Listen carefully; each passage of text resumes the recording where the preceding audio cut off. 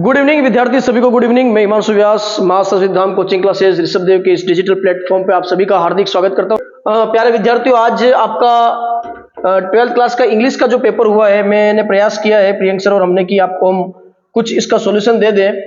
English compulsory का जो paper हुआ है, टोटल मार्क्स आपको पता ही है 80 मार्क्स का था। इसमें से काफी सारे आप मार्क्स बेटा इजीली आप ला सकते थे अगर आपने थोड़ा सा ध्यान दिया होता। ग्रामेटिकल पोर्शन और पैसेज वगैरह नोटिस वगैरह से आप आसानी से बहुत सारे नंबर यहाँ पे ला सकते थे। तो आइए अपन सबसे पहले क्वेश्चन की बात कर लेते हैं। पहला क्वेश्चन जो है वो पैसेज का पहला क्वेश्चन है। तो चलिए पहले क्वेश्चन की तरफ अपन बढ़ते हैं और फिर अपन सॉल्यूशन लेते हैं इसका। तो बच्चों, ये था आपका पहला क्वेश्चन सेक्शन ए का। और सबसे अच्छी बात की एक पैसेज था जो 9 नंबर का था। यहाँ पे आपको टोटल 9 क्वेश्चन दिखेंगे। तो इस पैसेज को अगर आपने ध्यानपूर्वक पढ़ा होगा तो ये पूरी जो डिटेल बात कर रहे हैं आपके पास पेपर होगा। मैंने ये ऑलरेडी पढ़ लिया है क्योंकि ज्यादा समय में आपका नहीं बिगाड़ूंगा, आगे नेक्स्ट एग्जाम की आप तैयारी करोगे, इस वजह से मैं आप सीधा क्वेश्चन पे आपको ले चलता हूं। सारी चीजें अगर आप पढ़ोगे ध्यान से तो आपको ये देखने को मिलेगा इस पैसेज के अंदर की जो ट्रीज है वो कितने यूजफुल होते हैं हमारी लाइफ के लिए, है ना, एनिमल्स की लाइफ के लिए। और जो CO2 होता है वो किस प्रकार से जो पेड़ पौधे उनके लिए बड़ा इसेंशियल होता है। तो आइए अपन सबसे पहले बात करते हैं कि पहला क्वेश्चन क्या कहना चाह रहा है यहाँ पे, और मैं आपको इसका जल्दी जल्दी इसका आंसर बताने का प्रयास करता हूँ। What difference conveniences to do we get from trees. तो ट्रीज से अपन क्या क्या अपन को विभिन्न प्रकार की चीजें मिलती है। तो आपको सब लोगों को पता ही है कि आपको इसको जमा के लिखना था, कि इसमें आपको लिखना था कि they help to support man's life supplying into the atmosphere with oxygen.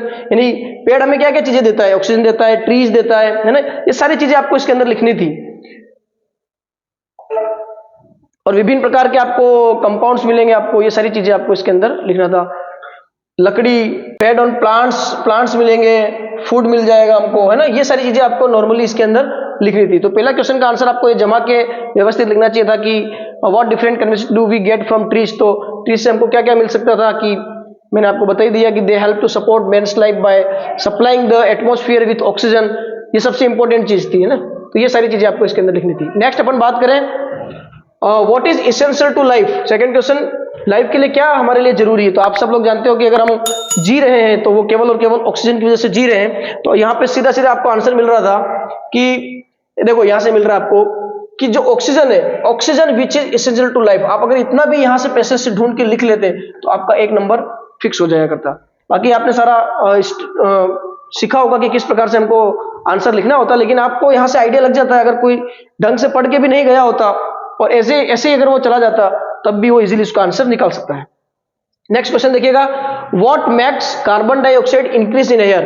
यानी अगर कार्बन डाइऑक्साइड हमारे हवा के अंदर बढ़ गई तो वो क्या करेगा, क्या करेगी। तो उसके बारे में मैं आपको बता देता हूं कि कार्बन डाइऑक्साइड अगर हमारे इन्वायरमेंट में बढ़ गई तो आप सबको पता है टेम्परेचर इंक्रीज हो जाएगा, है ना।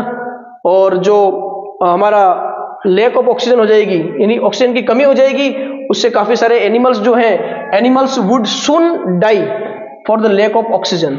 एक्चुअल में देखो यहाँ पे क्या होता है बच्चों, अगर आप इसको ध्यान से देखो तो मैं थोड़ा सा पढ़ के आपको बताता हूँ पूरी बात कि इसमें आपको डिटेल सार क्या मिलने वाला है। The oxygen is in the air is constantly being used up and turn into carbon dioxide when animals breathe and things burn. ठीक है, कोई चीज को अपन जलाते हैं तो कार्बन डाइऑक्साइड वो रिलीज करता है।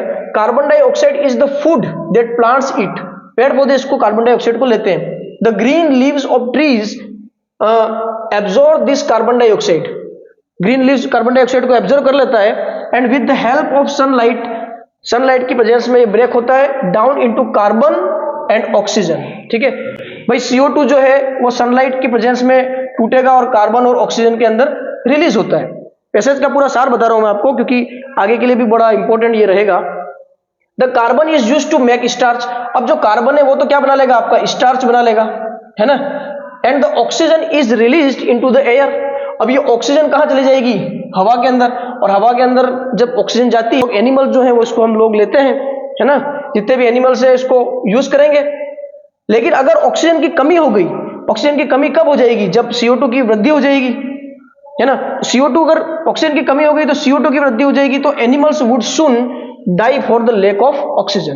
तो ये आपको नॉर्मली लिखना था कि अगर इसकी कमी हो जाती है तो animals would soon die for the lack of oxygen.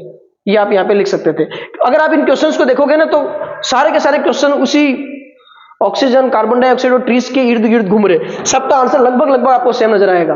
Next देखिएगा, how is carbon dioxide and oxygen made by leaves, यानी कार्बन डाइऑक्साइड और ऑक्सीजन लीव्स के द्वारा कैसे बनते हैं, ये कहना चाह रहा भैया क्या है। तो नेक्स्ट क्वेश्चन देखिएगा कि how is carbon dioxide and oxygen made by leaves, तो इसका आंसर आपको मिल जाएगा यहां से। अगर आप ध्यान से देखोगे तो आपको इजीली यहां पे आंसर मिल रहा था कि the green leaves of trees absorb the carbon dioxide and with the help of sunlight break it down into the carbon and oxygen. The carbon is used to make starch and the oxygen is released into the air. यहां तक आपको लगभग इसको लिखना था, ठीक है बच्चों। तो ये एक आंसर भी आप यहां से इजीली फाइंड आउट कर पा रहे थे। नेक्स्ट क्वेश्चन अगर आप देखोगे, where is all the starch of the world made, ये कहना चाह रहा है कि पूरे वर्ल्ड का जो ज्यादातर स्टार्च है वो कहां बनता है। तो मैं आपको बता दूं इसका आंसर बड़ा आसान है, आप सब लोगों को पता है, अभी बताया था मैंने कि जो कार्बन होता है वो पत्तियों के अंदर। तो the tiny green leaf cell of plants are wonderful laboratories. अब यहां से आपको समझना चाहिए था कि लेबोरेटरीज की बात कर रहा है, इसका मतलब वहां पे स्टार्च कहीं ना कहीं ज्यादा बन रहा है, which produce all the starch in the world. तो इसका आपको शॉर्ट एंड सिंपल में आंसर लिखना था the tiny green cells of plants, ठीक है, are wonderful laboratories which provides all the starch in the world, which produce the starch, ये आपको यहाँ पे लिखना था। What will happen if there is no oxygen? अब ये देखिए, ये एक बौद्धिक प्रश्न है, अगर आप ध्यान से देखें कि अगर क्या होगा अगर हमारे ऑक्सीजन यहाँ पर नहीं होगी, तो क्या होगा, ऑक्सीजन अगर नहीं होगी तो वी विल डाई सून, जल्दी हम लोग मर जाएंगे, हम सांस नहीं ले पाएंगे, वी कैन नॉट ब्रेथ। तो ये सारी चीजें आपको यहाँ पे लिखनी थी। All living components will die, ये सारी चीजें आपको यहाँ पर लिखनी थी। The service done by plants, all animals would sooner or later die for lack of food, they must get all their food directly from plants or indirectly by eating animals that have fed on plants. तो ये सारी चीजें आप उसके अंदर show कर सकते थे, आपने अच्छे से इसको पढ़ा होगा। चलिए नेक्स्ट अगर अपन बात करें तो अपन को पैसेज के इर्द गिर्द रहना है। नेक्स्ट क्वेश्चन है the layer of air that surround us. तो इसका बच्चों मैं आपको बता दूं कि ये जो मैं पेपर अभी आपको सॉल्व करवा रहा हूं, इसका ये कतई मतलब नहीं है कि सर ने ये राइट आंसर अभी हम जो हमको यहाँ पे बता रहे हैं तो अब हमारे तो गलत हो गए। तो कोई भी विद्यार्थी इसको निराशाजनक रूप में ना ले बेटा, कोई बात नहीं, आपने जितनी मेहनत करी थी आपने उसके हिसाब से वहां पे आउटपुट आपने दिया है, लेकिन फिर भी इसलिए मैं बच्चों को मैं देने का प्रयास कर रहा हूँ कि कम से कम वो अपना एक स्कोरिंग निकाल पाए कि मेरे इतने इतने राइट जा रहे हैं और मैं लगभग इसके नजदीक हूँ। तो इससे निराश नहीं होना, आपको सीख लेनी है और इससे आपको यह पता चलेगा कि आगे हम लोगों को कितनी मेहनत करनी है, ठीक है बच्चों। तो यहाँ फिर से बताता हूँ, the layer of air that surrounds us, इसका आंसर था एटमॉस्फेयर, ठीक है। शॉर्टेज का जो आंसर था लेक, और वेरी स्मॉल इन साइज का आंसर था टीनी। तो बच्चों ये इसके 3 आंसर थे। 9 नंबर आप इजीली ला रहे थे, अगर आप थोड़ा सा दिमाग लगाते तो 9 में से 7 नंबर तो आप इजीली यहां से ला सकते थे। इसके बाद बच्चों सेकंड क्वेश्चन था, ये भी आपका एक पैसेज था, ये टोटल आप देखने को मिलेगा आपको 6 नंबर का, 6 मार्क्स का 6 क्वेश्चन आपको मिलेंगे। ये आपने पूरा पढ़ लिया होगा, मैंने एक्चुअली पूरा पढ़ लिया है, मैं सीधा आंसर की बात करूंगा। पहला जो क्वेश्चन है अगर आप ध्यान से देखो तो पहला क्वेश्चन कह रहा है कि हाउ डिड गौतम ऑब्जर्व तपस्या, गौतम ने तपस्या कैसे ऑब्जर्व करी। तो इसका जो राइट आंसर आपको मिलेगा अगर आप ध्यानपूर्वक इसको पढ़ोगे तो गौतम ने आखिर ऐसा क्या किया था कि उनको तपस्या उनकी जो है वो ऑब्जर्व हुई। तो आप सब लोगों को पता है कि ही डिड नॉट ईट और drink, he stood on a single food, he controlled the senses, he meditate on the chosen deity one day. तो ये सारी चीजें उन्होंने करी, तभी उनको अपना जो पावर है वो उनको क्या हुआ, उनकी जो तपस्या है वो उनको ऑब्जर्व हुई। यहां तक आपको लिखना था, इजीली आपको आंसर यहां पे मिल जाता है। सेकंड क्वेश्चन देखेंगे, why did the crane die, crane क्यों मरी। तो इसका आंसर भी अगर आपने ध्यान से पढ़ा हो तो आपको मिल जाएगा। मैं आपको बता देता हूं कि राइट आंसर क्या रहेगा इसका। क्रेन का मतलब सारस होता है, ठीक है। A crane was sitting among the branches when Gautam was, अच्छा यहां से इसका आंसर लिखना था कि when Gautam was in deep neck water facing towards the sun with an austere mind in the dropping of the crane falls on his head, he felt disturbed and annoyed, he looked at the bird with anger, the next moment the bird fell down the dead। यानी इसका अगर सारांश में बता दूं तो जब गौतम तपस्या कर रहे थे तो अचानक एक जो क्रेन है उनके माथे पे आगे बैठ जाती है और उनका जो ध्यान है वो भंग हो जाता है। उसके बाद वो गुस्से से देखते हैं, एंगर से उनको देखते हैं, उस पक्षी को देखते हैं, तो वो डेथ हो जाती है। यानी यहां से कहीं ना कहीं पता लगता है कि उनके अंदर ये पावर आ गई थी। तो इतना आप अगर यहां से ढूंढ के लिख देते बच्चों तो आपके नंबर अच्छे आ जाएंगे। लगभग आई होप कि आपने लगभग आसपास लिखा होगा, तो डोंट वरी, अच्छा किया आपने। नेक्स्ट है, काफी सारे बच्चों के मेरे पास सर आ रहे थे कॉल की, सर आप थोड़ा सा आइडिया बताओ सर कैसे क्या इसका रहेगा। तो मैंने प्रयास किया, हम प्रियंक व्यास सर और हम दोनों यहाँ पे मिलकर प्रयास कर रहे थे कि बच्चों को कुछ अच्छी चीज बताए। नेक्स्ट देखिए, नेक्स्ट सवाल था कि why was the Rishi happy at the cranes death. जैसे ही क्रेन्स मरी तो ऋषि हैप्पी क्यों हुए। अब देखो इसको अगर आप थोड़ा सा पढ़ा होगा आपने तो आपको आइडिया लग जाएगा कि जब वो तपस्या कर रहे थे और उन्होंने अचानक सडन उसको देखा तो उनके जो गुस्से से वो जो क्रेन है वो मर गया।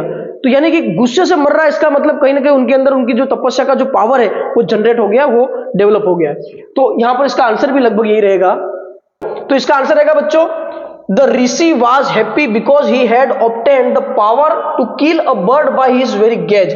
यानी उनके आंखों से जो शक्ति निकली बच्चों, वो उस शक्ति के माध्यम से उसने क्रेन को मार दिया। तो कहीं ना कहीं उनका ये पावर एक डेवलप हुआ। तो इतना सा आपको आंसर यहां पे लिखना था। नेक्स्ट क्वेश्चन की तरफ बढ़ चलते हैं अपन। What made the woman delay in giving भिक्षा, है ना, ऐसा क्या कारण था कि जो लेडी थी वो भिक्षा देने के अंदर थोड़ा सा लेट हो गई। तो इसका कारण भी यहां पे आपको मिल जाएगा, लेडी ने खुद ने बताया है कि वो आखिर क्यों लेट हुई। तो आप यहां पे देख सकते हैं इसका जो राइट आंसर है, देखो भिक्षा शब्द यहां मिला है, तो जहां पे भिक्षा दिख जाए उसके आसपास उसका आंसर ढूंढने का आप थोड़ा सा ट्राई करें। The lady came looked at him gently and said. अब देखो यहां से उसने क्या कहा वो बता रहा हूं, फिर मैं इसका आंसर बताता हूं आपको। Sir I am not a crane to be killed by your mere stare, sorry for the delay, I was serving my husband and feeding my children. ये लाइन को आपको पकड़ के रखना था, उनको लिखना, आपको ये लिखना था कि because she was serving, my की जगह क्या आ जाएगा, her husband, she was serving her husband and feeding, my की जगह क्या आ जाएगा, हर चिल्ड्रन। बस इतना सा आंसर था। इस वजह से वो जो लेडी है वो क्या हो गई थी, थोड़ी सी डिले हो गई थी भिक्षा देने में। तो ये आपको आंसर लिखना था, because she was serving her husband and feeding her children बच्चों। ठीक है, चलिए आगे बढ़ते हैं। Next question, right the word from the passage which mean God. अब कुछ बच्चे इसमें होली भी कह सकते हैं, लेकिन इसका जो एग्जैक्ट आंसर है, अगर आपने थोड़ा सा पढ़ रखा होगा, अगर आपकी एक अच्छी सी आपने लाइब्रेरी क्रिएट कर रखी है, तो इसका देखो बचपन में अक्सर टीचर कहते हैं 5-5 मीनिंग याद करो, तो उसका कहीं ना कहीं फायदा होता है। इसका जो राइट आंसर है वो डेइटी है। ठीक है, क्या है, डेइटी। इसी का मतलब क्या होता है, सीधा संबंध गॉड से होता है, देवता या भगवान, और इस डेइटी का मतलब भी वही होता है। Right the opposite word of life from the passage. कितना सिंपल सवाल था कि जो लाइफ जीवन है उसका अपोजिट वर्ड क्या है, पैसेज से ढूंढना था आपको। तो पैसेज में आपको इजीली मिल जाएगा। लाइफ का जो अपोजिट वर्ड होता है वो क्या होता है, डेथ होता है। तो डेथ यहां पे आपको देखने को मिलेगा। तो लाइफ का जो मतलब है बच्चों वो है डेथ से। ठीक है, डेथ। ये आपको यहाँ पे कुछ चीजें थी, मैंने आपको बता दी। 2 पैसेज 9 और 6 15 नंबर तो आप इजीली ला रहे थे। गॉड का मतलब तो आपको क्या बताया था, DEITY, डेटी। और लाइफ का जो अपोजिट वर्ड था वो क्या हो जाएगा आपका, डेड। डेड क्या हो जाएगा, डेड। ठीक है बच्चों, चलिए आगे बढ़ते हैं। नेक्स्ट क्वेश्चन लेते हैं। देखो ये आपका था सेक्शन बी, इसके बारे में मैं चर्चा नहीं करूंगा, लेकिन आपको बता दूं कि इसमें आपको क्या क्या करना था। देखो तीसरा क्वेश्चन था, you are Shikha Aseem the culture secretary of the Global School Ambala, the school going to organise is annual function in the next month, invite the names of the participant for various activities through notice. आपको यहाँ पे एक notice लिखना था। क्या लिखना था बच्चों, नोटिस की आपने सब लोगों ने प्रैक्टिस कर रखी, नोटिस लिखना था जिसमें आप खुद अपने आप को या तो शिखा मानोगे या क्या मानोगे, असीम। ठीक है, और आप क्या हो कि cultural secretary of the Global School Ambala के आप कल्चरल सेक्रेटरी हो, आप सांस्कृतिक के सचिव हो। तो उस बहाने the school is going to organise annual function in the next month, यानी अगले महीने वो एनुअल फंक्शन मनाने जा रहे हैं। Invites the name of the participant for various activities through notice, यानी आपको जितने भी पार्टिसिपेंट है उनको एक नोटिस देना था कि आप सब लोग इन्वाइटेड हैं इस फंक्शन में। तो बच्चों अगर आपको हिंदी समझ में आती है, देखो मैं अक्सर विद्यार्थियों से कहता रहता हूं इंग्लिश सीखना आसान होती है, यदि आप उसको हिंदी में समझ पा रहे हो तो आप सोच के इंग्लिश, अगर आपको टेंस का थोड़ा बहुत अच्छा से नॉलेज है तो आप इजीली उसको लिख सकते हो। तो यहाँ पे नोटिस लिखना था। और इसका जो अथवा का क्वेश्चन था कि राइट ए थैंकिंग मैसेज, धन्यवाद का एक मैसेज लिखना था टू योर फ्रेंड अनिल या अनिता, जिसमें जो भी आप मानो, whose invitation for a party is accepted by you, यानी आपने आपकी जो फ्रेंड है अनिल या अनिता को आपने जो इन्विटेशन दिया था पार्टी के लिए वो उसने एक्सेप्ट कर लिया था। ठीक है, और आपका नाम या तो सुनील या सुनीता है, सुनील है तो अनिल को बोलेगा, सुनीता है तो अनिता को बोलेगी। तो आपको उन्होंने पार्टी, उन्होंने आपने उनको जो पार्टी दी वो उन्होंने एक्सेप्ट कर ली इन्विटेशन, तो आपको यहाँ पे थैंकिंग मैसेज लिखना था इसमें आपको इजीली लिखना था, 4 नंबर का यहाँ पे क्वेश्चन था। फिर अपन बात करें, नेक्स्ट सवाल था question number 4, your school organise science fair. अब आपकी स्कूल साइंस फेयर ऑर्गेनाइज कर रही है, तो on the occasion of no bag day, आप सबको पता है कि प्रत्येक जो शनिवार होता है वो नो बैग डे के रूप में स्कूलों में मनाया जाता है प्रत्येक शनिवार। Prepare a report for the local newspaper using the given hints, आपको कुछ हिंट दे रखे हैं, एंड योर एक्सपीरियंस, आपका जो अनुभव है ना, उसके आधार पे आपको लोकल न्यूज़पेपर के आधार पे एक प्रिपेयर करनी थी रिपोर्ट। प्लानिंग, आपने क्या क्या स्टॉल मेकिंग करोगे, मॉडल डिस्प्ले क्या लगाओगे, इंस्पेक्शन अवार्ड, ये सारी चीज हिंट्स के माध्यम से आपको एक साइंस फेयर के ऊपर आपको क्या करना था, एक रिपोर्ट तैयार करनी थी फॉर द लोकल न्यूज़पेपर के लिए। या फिर इसका अथवा का जो क्वेश्चन था, अवर state has recently witnessed the legislative election. अभी आप सभी को पता है कि अभी रिसेंटली हमने लेजिस्लेटिव इलेक्शन करवाए हैं। Based on your experience and using the clues given write paragraph, आपको पैराग्राफ लिखना था on the scene of a polling station, यानी जब इलेक्शन होते हैं बेटा तो वहां पे जो पोलिंग स्टेशन जहां पे वोट देने जाते हैं तो वहां पे क्या क्या चीजें गतिविधियां होती है, इसके बारे में आपको लिखना था 100 वर्ड्स के अंदर। Various posters of awareness, information, quiz of peoples, officer inside the booth, उस बूथ के अंदर कौन कौन से ऑफिसर होते हैं, उनके सारे बारे में, देयर वर्क, उनका काम क्या होता है, और ईवीएम जो मशीन होती है वोट देने की, ईवीएम इलेक्ट्रॉनिक वोटिंग मशीन, इसके बारे में आपको थोड़ा सा एक पैराग्राफ लिखना था। नेक्स्ट क्वेश्चन की बात करें अपन तो 5वां सवाल था, write a letter to the editor for a local daily newspaper drawing the attention of the authorities on the poor drainage system and ill maintenance. तो इसके लिए भी आपको कुछ हिंट्स दे रखे थे, सेलो ड्रेन्स, साइज स्मॉल है, चॉक्ड विद गार्बेज, कचरे से चौक्ड हो जाता है वो, overflowing water, hazards for health. तो इन चीजों को लेके आपको एक कंप्लीटली एक लेटर लिखना था जो बहुत इजीली होता है, 6 नंबर का है। अगर आप थोड़ा सा ढंग से भी लिखे तो 4 नंबर इजीली आप ला सकते हो। या फिर इसके अथवा में एक क्वेश्चन था कि right an application for the post of A clerk in office, office की पोस्ट है क्लर्क की, उसके लिए आपको एप्लीकेशन लिखनी है, अटैच योर डिटेल सीवी, सारा आपका जो बायोडाटा वो उसके अंदर जोड़ना था। सेक्शन सी की अगर मैं बात करूं तो बच्चों बहुत आसान सवाल था ये, इसके बारे में आपको चर्चा कर लेता हूं, ध्यान से देखिएगा आप। किशोर, देखो, join the following sentence using the words given in the brackets, यहां पे ब्रैकेट्स में कुछ वर्ड्स दे रखे, इसके माध्यम से आपको इसको वर्ड्स को बनाना था आपको। तो कैसे सेंटेंस बनाएंगे, देखो फर्स्ट दे रखा है Kishore built a new house, he used marble tiles in it. Kishore ने एक नया हाउस बनाया है, उसके अंदर उसने क्या यूज किया है, मार्बल टाइल्स यूज की है। तो इसको आप इजीली लिख सकते थे कि Kishore built a new house, he used marble tiles in it. Kishore ने एक मकान बनाया है, उसके अंदर उसने मार्बल टाइल्स का यूज किया है, और पीछे दे रखा है वेयर। तो कितना आसान है, आपको क्या करना था, दोनों सेंटेंस के बीच में आपको यहां वेयर लगा देना था और फिर आपको लिख देना था Kishore built a new house where he used marble tiles in it, बस सिंपल। नेक्स्ट देखिएगा, Manisha taught English, Manisha English पढ़ाती है, she was a good teacher, वो अच्छी एक टीचर है, बीच में आपको वो। तो अब यहाँ पे थोड़ा सा कंफ्यूजन है, कुछ बच्चे अलग लगा रहे हैं, कुछ लोगों ने ये भी किया है कि Manisha taught English who was a good teacher, ये भी कुछ हद तक सही है, लेकिन इसका अगर परफेक्ट अपन देखें तो परफेक्ट मेरे हिसाब से इसका जो बनेगा, मनीषा हु लगा देना है, who was a good teacher, फिर आपको लिखना था टॉट इंग्लिश, टॉट इंग्लिश। ये वाला जो इंग्लिश के अकॉर्डिंग है ये परफेक्ट माना जाता है। लेकिन अगर किसी बच्चों ने ये भी लिखा है कि सर मनीषा टॉट इंग्लिश, सी को हटा के उन्होंने लिख दिया हु वाज गुड टीचर, तो ये एग्जामिनर पे डिपेंड करेगा, कॉपी चेक करने वाले पे, कि क्या वो उसको राइट मानता है, बाकी ये भी माना जा सकता है। ठीक है बच्चों, 7th क्वेश्चन देखिएगा, combine each set of sentence into one sentence as directed. ठीक है, यहाँ पे दो आपको दिखेंगे, Lencho wrote a letter to God, he wanted God to help him, use infinitive. तो इसका जो राइट आंसर वो आना चाहिए, Lencho wrote a letter to God, और ही वांटेड को हटा के आपको लिखना था वांटिंग, क्या लिखना था, वांटिंग, और बाकी को आपको सेम टू सेम जोड़ देना चाहिए था। Lencho wrote a letter to God wanting to help him, wanting to help him. तो Lencho wrote a letter to God और ही वांटेड को हटा के वांटिंग कर देते हैं, wanting God to help him, ये वाला भी सही माना जाएगा।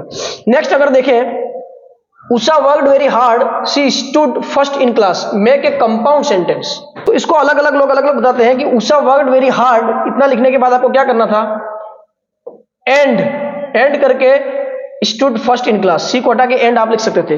कुछ लोग यहाँ पे सो भी लगाते हैं, ये भी देखा जा सकता है, लेकिन राइट मेरे हिसाब से, मेरे मायने में एंड इज द बेस्ट रहेगा। Usha worked very hard and stood first in class. ठीक है बच्चों, सो वाला भी यहाँ पे लग सकता है, लेकिन एंड बेटर रहेगा। और बाकी के जो ये क्वेश्चन आपको दिख रहे हैं, देखिए आप, ये बड़े आसान सवाल थे। फिल इन द ब्लैंक्स करना था आपको, choosing the appropriate phrasal verb.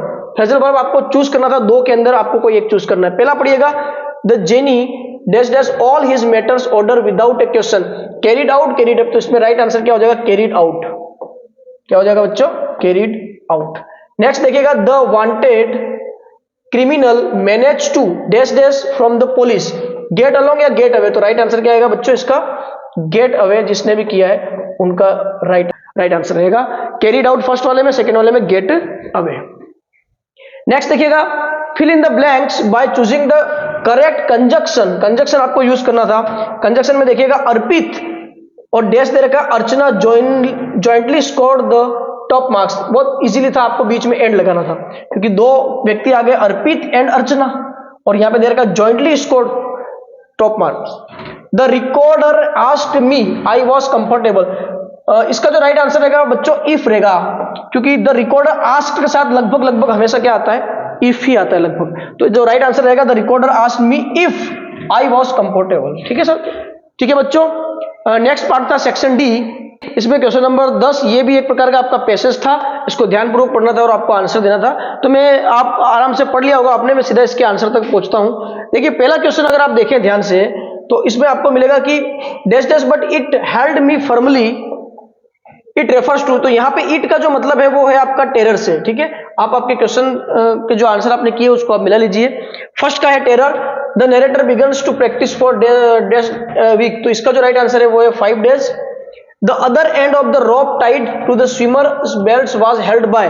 तो इसका जो आंसर रहेगा, अदर्स पकड़ा था, इंस्ट्रक्टर नहीं पकड़ रखा था, इंस्ट्रक्टर रहेगा। How long did the narrator takes a shed his fear. इसका रहेगा जो राइट आंसर वो रहेगा आपके 3 मंथ्स। आप पैसेज को ध्यान से पढ़ोगे, आपको इजीली इसका आंसर मिल जाएगा। ठीक है बच्चों, और आगे का जो क्वेश्चन है, the word and in the passage means, last के जो 2 क्वेश्चन है मैं उसका आंसर बता देता हूं आपको। The word and in the passage means, and का मतलब रह जाएगा कि a final part of something. किसी चीज का फाइनल पार्ट जो होगा वो क्या कहलाता है, आपका अंतिम छोर एंड कहलाएगा। द अपोजिट वर्ड पूछ रहा है, in the meaning of exhale. Exhale, तो इसका अपोजिट क्या हो जाएगा, इनहेल, बाहर निकालना और अंदर लेना। तो इनहेल आपका जो ऑप्शन रहेगा, D is the right answer रहेगा बच्चों। ठीक है, डी इज द यहाँ पे राइट आंसर रहेगा, इनहेल। फिर आपका क्वेश्चन नंबर अगर 11 देखें तो ध्यान से, answer any one of the following question in about 60 words में आपको लिखना था। ये सारी चीजें जो है बच्चों, ये आपके बुक से रिलेटेड चीजें हैं, तो मैं इस पर ज्यादा चर्चा नहीं करूंगा, ये आप खुद समझ जाओगे। अगर आपने अच्छे से पढ़ रखा है तो आप लिख लोगे, हिंदी में अगर आप इसका आंसर निकालोगे तो इजीली लिख पाओगे। बाकी ये सारी चीजें आप खुद देख लेना। स्टेंजास, रेफरेंस टू कॉन्स्टेक्ट लिखना था, ये अगर आपने पढ़ रखा है तो आप इजीली इसमें नंबर ला सकते हो। Central idea of poem my mother at 66, what does Frost want to convey through a poem of. ये सारी चीजें आपके बुक से संबंधित है, तो मैं आगे चल लेता हूं। आगे नेक्स्ट चीजें आपको बता देता हूं कि क्या होने वाला है। नेक्स्ट रहेगा, answer the following question in 20-30 words. चलिए अंतिम क्वेश्चन अपन लेके चलते हैं, चूज द करेक्ट अल्टरनेटिव्स। ठीक है बच्चों, इसका थोड़ा सा मैं आपको बता देता हूं, ये भी आपके एक प्रकार से बुक का ही है, लेकिन फिर भी इसके मैं आंसर बता देता हूं। क्वेश्चन नंबर 18 अंतिम सवाल है, इसमें क्या क्या आपने राइट किया और क्या क्या एग्जैक्टली राइट क्वेश्चन है मैं बताता हूं। I shall cut off my tuft, crop my hair short, who said this words. तो इसका जो राइट आंसर है, द एस्ट्रोलॉजर। नेक्स्ट रहेगा, one can learn more about the planet if one travels to. इसका जो राइट आंसर है बच्चों वो अंटार्कटिका। कुछ लोग इसका अर्थ बता रहे हैं, लेकिन हमारे हिसाब से इसका राइट आंसर रहेगा अंटार्कटिका। नेक्स्ट है, यूमी वाज, यूमी कौन थी। तो ये आपके शेडोस की, डॉक्टर शेडोस जो थे उनकी क्या थी, नौकरानी थी, मेड थी उनकी। फिर है, mister Lamb was a lame fellow. तो इसका जो आंसर रहेगा 4th का लैम फेलो। 4 क्वेश्चन आपको बता दिए। अंतिम 2 क्वेश्चन की ओर ले चलता हूं मैं आपको, 5वां और 6ठा। ठीक है बच्चों, वीडियो अगर आपको अच्छा लग रहा हो, यूजफुल लग रहा हो, तो आप तुरंत इस चैनल को सब्सक्राइब कर लीजिए। जितने भी आपके विद्यार्थी, आपके जो मित्र है, मंडली, वहां तक आप शेयर कीजिए, और आगे भी ऐसे अलग अलग सब्जेक्ट के हम वीडियो आपके बीच में लेकर आते रहेंगे। लाइक शेयर कर दीजिएगा। 5वां सवाल है, everyone picked up his knife and fork for eating on the dash dash bell. तो इसका जो राइट आंसर है 3rd बेल। और अंतिम सवाल है, what fun and games did the narrator watch while returning home from school. तो यहां पर अगर आप ध्यान से देखोगे तो आपको all the three is the right answer रहेगा। Performing monkey, the snake, charmer and the snake, the cyclist, तो D is the right answer, all the three बच्चों। तो ये जो पेपर था विद्यार्थियों मैंने आपको ये कंप्लीट करवा दिया है। अगर आपको ये वीडियो अच्छा लगा हो तो आप इस चैनल को लाइक कर दें, इस वीडियो को लाइक कर दें और सब्सक्राइब जरूर करके रख दीजिए, ताकि आगे भी आपको बहुत सारे वीडियो हम जो सब्जेक्ट से संबंधित आपके, चाहे आप 8th के हो, 10th के हो, 11th के हो, 12th को, विभिन्न प्रकार की क्लासेस जो एकेडमिक है वो आपके बीच में हम लेके आते रहेंगे।